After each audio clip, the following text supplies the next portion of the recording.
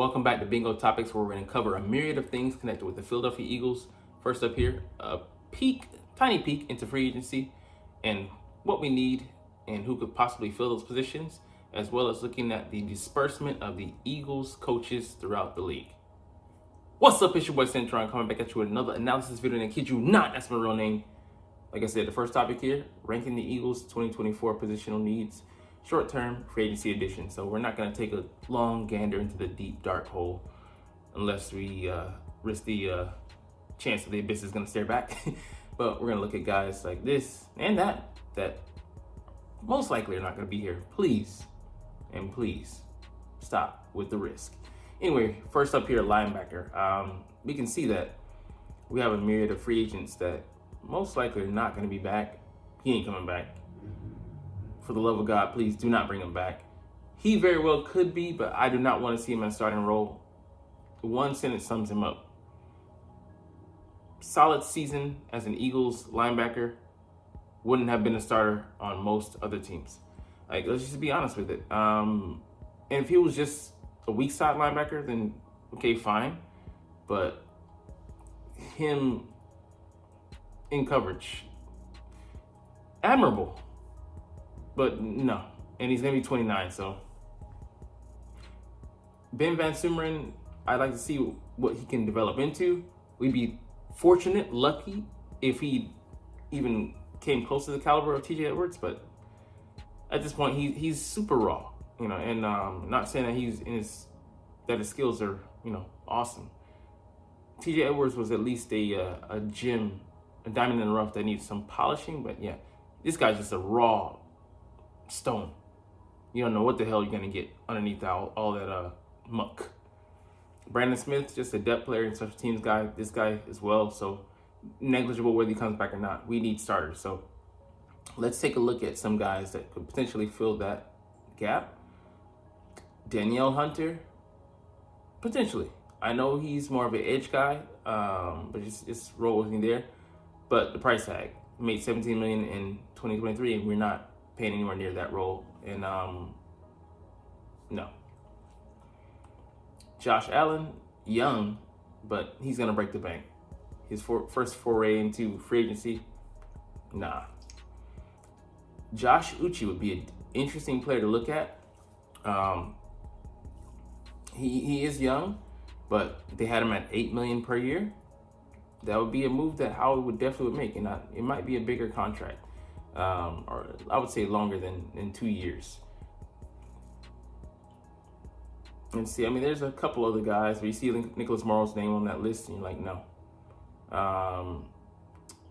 Al-Shazir could be a guy to look at. He's not on this list, but definitely a name that he could be a solid player, but he's not a space guy either. So he's a guy that moving forward and stabilizing the line. Or that area, middle. We need a guy that can play in space. So not really a lot of names on this list. Let's look at, however, inside linebacker.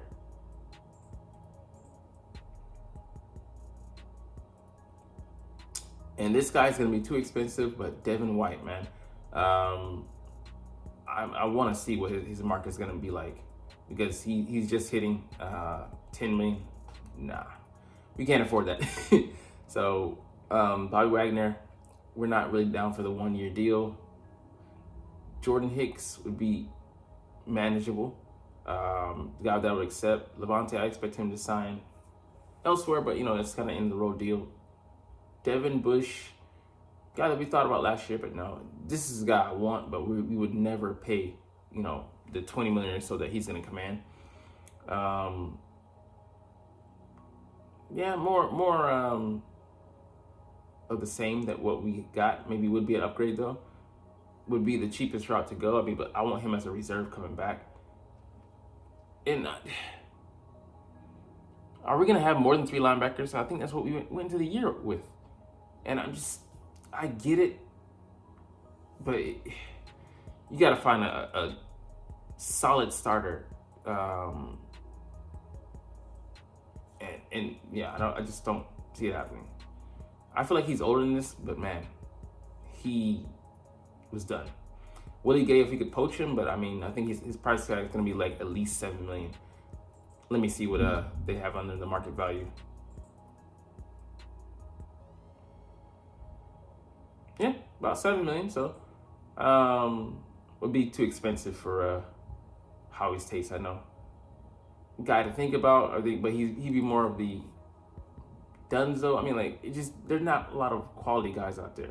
Blake Martinez, a guy I would love to have, smart guy, but more still on the low end, and he's older, not really serviceable.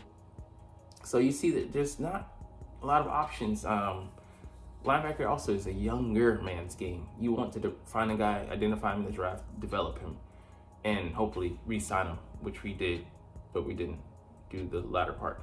Anyways, let's look at, just Howie's philosophy on this. We did good. You know, Zach had a very solid year. It just screams at me that we could pour resources into this position. Just go out there and acquire one guy, because we're hoping that Nakobe Dean will be our light and shining hope, placing all our dreams and aspirations on him. And until he proves himself, that's going to be a risky proposition. All right, safety. We have Reed Blankenship, so I would say you can slot him in, knowing Howie at one spot. I would love for someone to come in and challenge him. 2 guys to challenge each one of these guys. I mean, he's not a viable option until later because he's coming off an ACL injury. But let's go to the safety market and see who's available.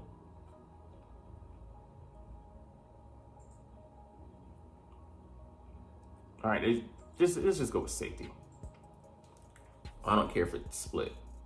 All right, not an option. He's old. He's not going to come back here.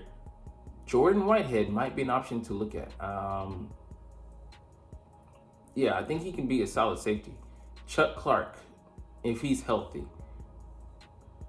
could be a decent option. Don't want a Dallas retread. He's kind of just a box guy.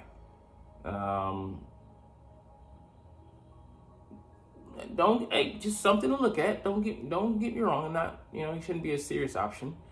Darnell Savage, if we can pry him away from Green Bay, but I know that he might cost, so there's that. Decent option. Will Harris, I might have the wrong guy, but Xavier McKinney, young, and he's a strong safety, but he can play 10 million. No, there's no way in hell. No way in hell I was going to pay that. Kyle Duggar could be interesting. I'm thinking he's going for the 6 million or so. 16 and a half? Wow. He's going to make that much. So I vastly underrated him, but he would be a guy I would look at as well. Guy we had last year. He's going to make 16 or so, but there's no way. Taylor Rapp, I'd be interested. I would be interested, be a solid option. 5.5. Wouldn't be that bad, man. And I know he's more of a scrimmage line guy, but he can also be versatile. So it'll be interesting to see what we do, man. There's more than a couple options. He's more around the line of scrimmage as well. Jeremy Chin. Ryan Neal, lower option, but there's more than a couple names here that are viable. Brandon Jones, I'd be interested to see what his market value would be. So the safety market, Vic Fangio, I know he wants to reshape his roster. He's gonna have a big say, I feel like, on input on who comes in, because he needs guys to. You brought me in. You finally got the master and not the apprentice in Palpatine, and not Anakin. That's heavily downgraded into Darth Vader, but yeah, unless you give him the keys to the kingdom, why else bring him in? It wouldn't make sense. So let him go out there and acquire some quality talent. And safety market is not that bad, man. More guys than I thought would be available that are quality. And there's probably a couple I'm missing here. So would be worth taking a look at. And he's not coming back. chronically injured, not even a safety, a DB, but I think, corner in college to begin with, even though he did make a play at, not make a play, he played at safety for us in a pinch, and he's a practice squad guy, so we need help. Running back, I would say bring the guy back, man. And I'm not even going to go on that list. There's not too much there that I like. Name I do like, A.J. Dillon. I would bring back Swift and bring A.J. Dillon into the fold. He's not going to command much. Maybe 3 to 4 million, maybe 5 tops. If you weren't to go, that would be my dream scenario. DeAndre Swift, then him, A.J. Dillon, and then Gainwell. We didn't make use of him at all. Left him on the back burner as well. Practice squad guy. But I would be looking at, So because he's only here for another year, the last year of his deal, to draft a guy, bring him in. So I would either go A.J. Dillon, signing, re-sign, and keep Gainwell, and then draft a guy for the eventual departure of Gainwell, or re-sign, keep, and then draft. So there's 2 paths I would take, and both the viable options. The cheaper option would be to re-sign, then draft, keep for just this year, but who knows what they're gonna do. But I would say probably be the latter, because Howie's gonna be cheap. Wide receiver, the free agent market. I can't count on any of these guys. Joseph, he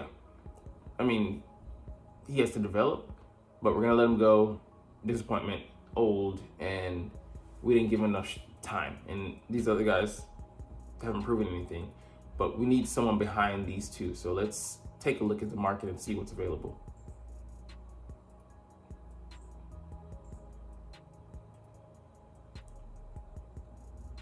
Whoa, fullback, that's a dead position. Whoa, I need wide receiver, buddy. Too expensive, too much hype, and look at that price tag.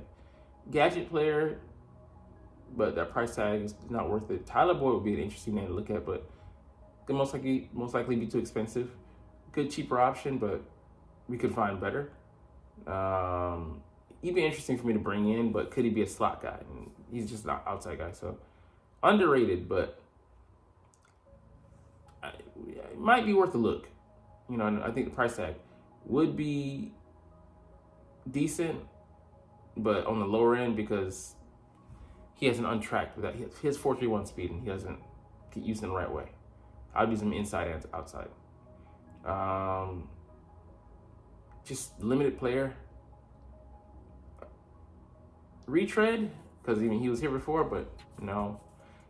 That playoffs really turned me off to him. Old, gonna be too expensive. Right system, I'm sure Kellen Moore would be willing to look at him, but I don't think he's gonna be as explosive. Too expensive, definitely too expensive. He could be worth a look. I'd be willing to bring him in for a look. Too dramatic. It'd be interesting to see. Older guy, but maybe have potential. Like I said, I wouldn't be against bringing him back in at a number 4 role, though. Let's see. There's lots to look at here. I think Equanimeous St. Brown, maybe worth a look. A lot of these guys, just Greg Dortch, maybe, but he's so small, man. There's guys that you like. Wow, Rager, damn. But the draft, I would really look there, because the cheapness factor. So free agency, I'm looking at 1 or 2 guys to bring in, and then the draft, I'm really looking to to build that roster, because I want someone long term, and it's gonna be more expensive. Now, quarterback, I'm not gonna look at the market because there's so many guys out there you can consider. I'll be fine running back the setup. Marcus Mariota, played in garbage time in the week 18 finale. And I think he has enough to the same price tag. I would definitely be willing to go with that because good bang for your buck. And then keep developing Tanner as your number 3. Or if you want to take a leap of faith and then double back in the summer and see if that's paying dividends. If it's not, go out there and acquire somebody. But I feel like you can always bring in a quarterback and somewhat, later in the year. You don't want to get too heavy into the summer, but see what the guy is, looking like. And then if he doesn't look up to snuff, bring in the experienced hand. But anyways, didn't intend to go that long, but that's my jumbo looking through free agency. On to other news. Brian Johnson is staying in the NFC East, so he will be with the Washington Commanders in the role of pass game coordinator. So Cliff Kingsbury will be their O coordinator, but it'll be interesting to see what impact he has on their offense and how much. I think he's going to be able to give him, some good support, some different looks, and I think that's what they're bringing him in for. The guy's creative, and go back and look at his offenses, like I said in other videos at Florida and in Utah, and some nice little caveats and issues that he had going on there. So it's going to be developing a young guy, and it'll be interesting to see his athletic profile. But he got the shaft here in Philadelphia, but I'll be interested to see how his playing career is over. His career develops out, and if we missed on this one heavily, be something to look back on and reflect. All right, last thing we're gonna look at. Back to offense. 3 Eagles offensive assistant coaches find new homes. So we just talked about one, but these other 2 guys, Marcus Brady went to the Colts, passing game coordinator. Alex Tanney, the quarterback's coach, he went to the Colts, passing game coordinator. I'm sorry, he went to the Chargers. Sorry, Marcus Brady went to the Chargers. And let's see, Rob Istvan. He's going to be the assistant O-line coach for the Browns. Okay, so he was coaching here with Spag. So I mean, anybody, not Spag, sorry, got Chiefs on the brain. Jeff Stoutland. Anybody who works with Stout is going to be, he has a Midas touch. Anyone he touches with his career, is going to be highly regarded. So they're going to get a guy that maybe stole some secrets from him and develop those guys there. And they have a solid O-line, some good players there in Cleveland. So I'm going to close out the video on that, but you're not even watching though, but it's all good. And last thing I'm going to say, just is interesting to see that our guys are being valued across the league, even though we don't seem to value them. So anyways, like I said, we're going to get up out of here, but as always, it's fly, Eagles, fly, and let's motherfucking go. Like, comment, share, and subscribe if you Thanks for watching. Check me out at Cintron Anime, Cintron Life, or Cintron Laughs, or other social media.